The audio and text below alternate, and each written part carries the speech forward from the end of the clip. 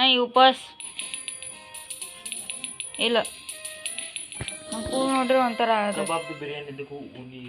ಊಟದು ಕರ್ತಿ ಎಷ್ಟು ಸೊಮ್ಮ ಬ್ಯಾಡ ಅನ್ನ ಐತೆ ಏ ನೀ ಒಬ್ಬತ್ತಂತ ತಿಂದು ಜಗಳ ತಿಂತಿರ್ತಾನ ನಂದು ಹೊಟ್ಟೆ ಕೆಟ್ಟೈತೆ ಸುಮ್ಮನಿರ್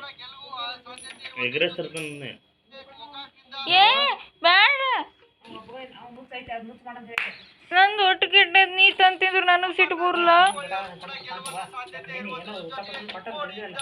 ಅವು ಮೊಮೋಸ್ ತಂದು ನಾನಲ್ಲ